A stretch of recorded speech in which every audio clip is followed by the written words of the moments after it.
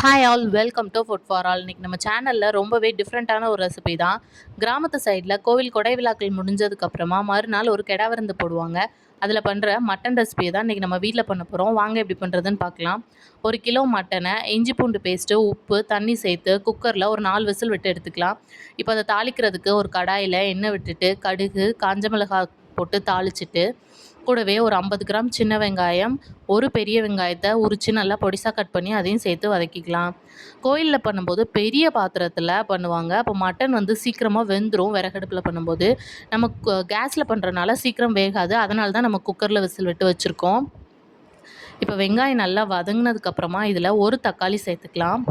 இந்த mutton recipe பண்ணுறதுக்கு நல்ல எலும்பு, கொழுப்பு எல்லாம் இருக்கிற மட்டனாக சேர்த்து வாங்கிக்கணும். அப்போ தான் டேஸ்ட்டு நல்லாயிருக்கும்.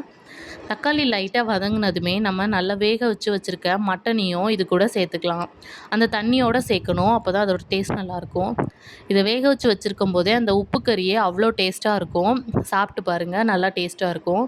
மசாலாலாம் சேர்த்துடலாம். 1/4 ஸ்பூன் மஞ்சத்தூள், 1 ஸ்பூன் சீரகத்தூள், 1 spoon pepper, 1 spoon garam masala, 1 spoon பெருஞ்சீரகத்தூள், 2 spoon மல்லித்தூள், 1 ஸ்பூன் மிளகாத்தூள். மட்டன் மசாலா ஆப்ஷனல் தான். நான் இன்றைக்கி சக்தி மட்டன் மசாலா சேர்த்துருக்கேன். நீங்கள் மட்டன் மசாலா சேர்க்கலனாலும் பரவாயில்ல, டேஸ்ட்டு சூப்பராகவே இருக்கும். மட்டன் மசாலா சேர்க்குற மாதிரி இருந்தால் அது ஒரு 2 ஸ்பூன் சேர்த்துக்கோங்க. இப்போ மசாலாலாம் சேர்த்துட்டு நல்லா ஒரு முறை மிக்ஸ் பண்ணி விட்டுறலாம். மிக்ஸ் பண்ணிவிட்டு இதை நல்லா மூடி போட்டு எண்ணெய் பிரிஞ்சு வர வரைக்கும் நல்லா கொதிக்க வச்சுக்கலாம்.